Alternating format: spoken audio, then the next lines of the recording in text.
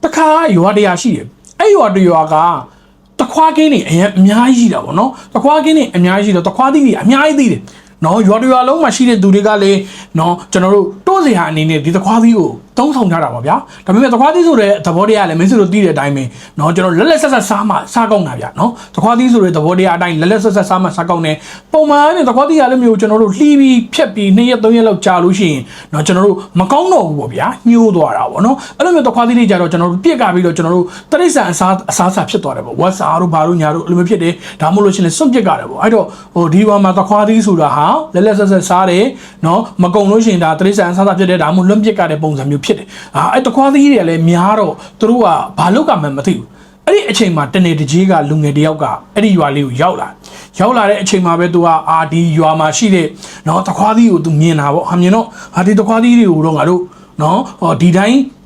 လောက်တာတဲ့ဆာလို့ရှိရင်ဒီလူငယ်လေးကတွေးတာပေါ့နော်ဒီတခွားသီးကိုတော့ငါတို့ဒီတိုင်းလောက်တာတဲ့ဆာလို့ရှိရင်ချင်းဖက်လေးစိန်ပြီးတော့ငါ့ရွာငါပြန်ဖို့မယ်ဆိုပိုကောင်းမှာပေါ့နော်အဲ့တော့ပိုကောင်းမယ်ဆိုပြီးတော့ဒါရွာမှာသူကနော်အလုပ်ရုံတွေပါတဲ့တခွားသီးချင်းဖက်စိန်နဲ့လုပ်ငန်းတွေပါတယ်ကြက်ကြက်နာလောက်တာပေါ့လို့တော့ဘေးနာနော်ကျွန်တော်ရွာထဲမှာရှိတဲ့လူကြီးသူမတွေနော်ပညာတတ်တွေပုံကိုယ်တွေကစီးပွားရေးလုပ်ငန်းရှင်တွေသဘောကျတာဒီလူငယ်ငါတို့တွေမတွေးမိတဲ့အတွေးကိုတွေးမိတယ်နော်ဒီလူငယ်ကတော့ငါတို့မမြင်မိတဲ့အလုပ်ကိုလုပ်တယ်ဆိုပြီးတော့သဘောတွေကြတာပေါ့နော်ဒီလူငယ်လည်းတခွားသီးချင်ပတ်တွေပဲစိန်ဒါပေမဲ့တစ်ခုပြဿနာရှိတာဒီတခွားသီးချင်ပတ်စိန်တဲ့နေရာမှာကျွန်တော်ဒီစိန်နာတဲ့ချင်ပတ်တွေနော်ကျွန်တော်တို့အရေးတွေမကြဖို့နဲ့တခွားသီးတွေကိုလုံလုံလောက်တူလောင်မှုအတွက်ကိုသူတို့က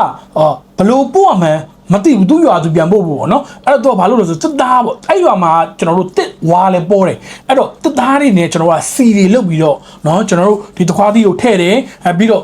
့ပြန်ပို့တယ်ပေါ့ရွာကိုပြန်ပို့တယ်ပေါ့နော်အဲ့တော့လူတွေကတော့လည်းတက်ကြွနဲ့လိုက်လုပ်ပေးတာပေါ့နော်ပုံမှန်အားဖြင့်တော့ကျွန်တော်တို့ဒီတခွားသီးရောင်းရတဲ့ business ကလည်းတအားကိုမြင့်တက်သွားတာနော်တခွားသီးတွေငါတို့ဒီတိုင်းဆိုရင်ငါတို့ပုံမှန်တိုးစရာအနေနဲ့ပဲစားနေရတာနော်အခုဆိုရင်တော့တခွားသီးကိုနော်ပုံမှန်ယူပြီးတော့ရောင်းချနေတဲ့လူငယ်ရှိလာတော့သူတို့သဘောကျတာပေါ့ဗျာတခွားကိန်းတွေပါလေပို့ဆိုင်ကြတာပေါ့အဲ့တော့ရွာရဲ့အစ်စ်တွေဝါးတွေခုတ်ပြီးတော့တခါတည်းကျွန်တော်တို့တက်သားစီတွေလုတ်ပြီးတော့အဲ့တခွားသီးကိုထည့်ပို့အဆင်ပြေတာပေါ့နော်အဲ့တော့လူငယ်ကလည်းတဖြည်းဖြည်းနဲ့ပိုချမ်းသာလာပိုကျွယ်ဝလာနော်တိုက်တွေကားတွေနော်ခြံတွေနဲ့ဒီရွာထဲမှာလည်းအလုပ်ရုံတွေကတော်များများရှိလာအဲ့ဒါနဲ့တစ်ချိန်လဲကြာဒီလူငယ်ကကျွန်တော်လဲစီးပွားရေးလုပ်ရတာဝါပြီပေါ့နော်ကျွန်တော်တို့ဒီသခွားသီးချင်ပတ်လုပ်ငန်းကို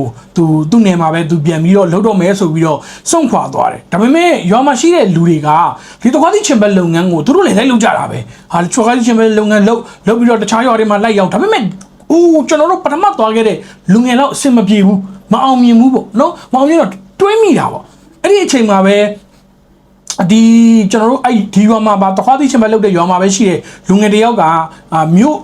တနေတကြီးကိုသွားစရာကိစ္စရှိတာနဲ့သူခီးထွက်သွားတယ်ပေါ့ပြန်လာတဲ့အချိန်မှာ तू ကသတင်းစကားတစ်ခုပါလာတယ်ရွာလူတွေစုလာပေါ့စုပြီးတော့ကျွန်တော်တို့ဒီကျွန်တော်ပြန်သွားတဲ့အချိန်မှာကျွန်တော်တနေရာသွားတဲ့အချိန်မှာပေါ့နော်ကျွန်တော်ဒီတခွားသီးချင်ပတ်လုပ်တဲ့လူငယ်လေးရဲ့နေကိုကျွန်တော်ရောက်ခဲ့တယ်ပေါ့နော်ရောက်ခဲ့တော့အဲ့အချိန်မှာဒီတခွားသီးချင်မဲ့လူငယ်လေးကနော်ကျွန်တော်တို့မတွေ့ရဘူးပေါ့သူနဲ့တော့မတွေ့လိုက်ဘူးပေါ့အဲ့တော့သူဘေးနာလူတွေကိုမေးကြည့်တော့ဒီလူငယ်လေးရှိလားဆိုရှိတယ်တဲ့နော်ဒါပေမဲ့ကျွန်တော်တို့သွားကြည့်တဲ့အချိန်မှာဒီလူငယ်ကတခွားသီးချင်မဲ့လုပ်ငန်းလုပ်တာမဟုတ်ဘူးတဲ့သူကတက်လုပ်ငန်းနော်ပရိဘောဂလုပ်ငန်းလုပ်တာတဲ့အဲ့ကျွန်တော်လည်းခေါင်းတော်ကုတ်သွားတယ်ဒီလူကဘလို့ပရိဘောဂလုပ်ငန်းလုပ်တာလေကျွန်တော်တို့ရောက်မှာတော့တခွားသီးချင်မဲ့တွေနော်ကျွန်တော်တို့ပို့တာပဲတခွားသီးချင်မဲ့လုပ်ငန်းနဲ့အောင်မြင်သွားတဲ့လူငယ်ပါမဟုတ်ဘူးတဲ့သူကငကိုတဲ့ဟိုပရိဘောဂလုပ်ငန်းနဲ့နော်လောက်ကင်အသက်မွေးချောင်းပြူတာပေါ့နော်တခါတော့ဒီရွာမှာသွားနေပြီးတော့အဲ့ဒီကနေတက်တွေဝါးတွေကိုဒီဘက်ပြန်ပို့ပြီးတော့ဒီမှာပရိဘောဂလုပ်ရောက်တာတော်တော်အောင်မြင်သွားတယ်လို့သိလိုက်ရတယ်အဲ့တော့သူတို့သိလိုက်ရတာကဒီလူငယ်ကတကယ်တမ်းတခွားသီးတွေကို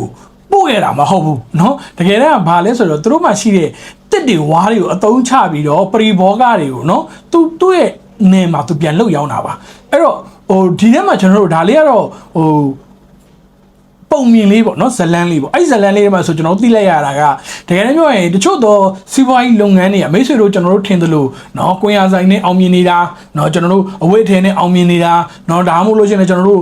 စတိုးဆိုင်နဲ့အောင်မြင်နေတာဒါမှမဟုတ်ကြုတ်ပြုတ်ငုံပြုတ်ရောင်းလို့အောင်မြင်နေတာမဟုတ်ဘူးဗျနော်ကျွန်တော်နောက်ွယ်မှာကျွန်တော်တို့ဒီသားစီကိစ္စတွေကပါတယ်နော်သားစီလေးတွေလှုပ်ရောင်းတာရှိမှာပေါ့ဗျာနော်ဒါလေးတွေပါမှာပေါ့အဲ့တော့စီးပွားရေးတစ်ခုကိုကျွန်တော်လုပ်ပြီဆိုလို့ရှိရင်သူများအောင်မြင်လို့ကိုအောင်မြင်မယ်ထင်ပြီးတော့ဝင်လို့မရဘူးဘာလို့နောက်ွယ်ကသားစီကိစ္စတွေကိုကျွန်တော်မသိနိုင်ဘူးပေါ့နော်သူကသီးချင်မဲ့လှုပ်ရောင်းတာမဟုတ်ဘူးဗျနော်အဲ့တော့ကျွန်တော်တို့စီးပွားရေးလုပ်ပြီဆိုလို့ရှိရင် အမြင်တစ်ခုတည်းကိုအသုံးချလို့မရဘူးတခါလေးမှအဲ့နယ်ပယ်တွေကိုတကယ်ဝင်သွားမှာအော်ငါဒီလိုနယ်ပယ်တွေရောက်မှာဒီလိုပါလားဟာဆိုကျွန်တော်သိရတာကိစ္စတွေရှိတယ်အဲကြောင့်ကျွန်တော်တို့ကစီဝါရေးလုပ်ပြီးဆိုရင်အမြင်အတွေ့အကြားနော်ပြီးလို့ရှိရင်လေးလာစုံစမ်းမှုပြောရင်တော့ကျွန်တော်တို့ကဒီ observation skills ပေါ့ဗျာလေးလာစုံစမ်းမှုအားကောင်းမှုလိုပါတယ်ဒါကတော့ကျွန်တော် business နဲ့ပတ်သက်တဲ့ idea လေးတချို့ကိုမိတ်ဆွေတို့ကိုကျွန်တော်ပုံမြင်လေးတစ်ပုံနဲ့ပြန်မျှဝေပေးတာဖြစ်ပါတယ်အဲ့တော့မိတ်ဆွေတို့လည်းဒီပုံမြင်တွေကနေတချို့တော့အတွေးခေါ်လေးတွေရမယ်လို့လည်းညွှန်လင့်ပါတယ်အဲ့တော့မိတ်ဆွေတို့သက်သားစီလောက်ရောက်မှလားဒါမှမဟုတ်ရှင်လေမိတ်ဆွေတို့သခွားသီးချင်မစိန်ရောက်မှလားဒါလေးကျွန်တော်တွေးလို့ရတာပေါ့နော်ကျွန်တော်လည်းမိုးရဲ့မြင့်မှာ AOD Business Center ရဲ့ founder ပါကျွန်တော်ရဲ့ယခုလိုဗီဒီယိုတွေကိုမိတ်ဆွေတို့ကြည့်ကျင်နေဆိုလို့ရှင်တော့ AOD Business Center Facebook YouTube TikTok စာမျက်နှာတွေမှာမိတ်ဆွေတို့ရှာဖွေကြည့်ရှုလို့ရပါတယ်ကျေးဇူးတင်ပါတယ်ခင်ဗျာ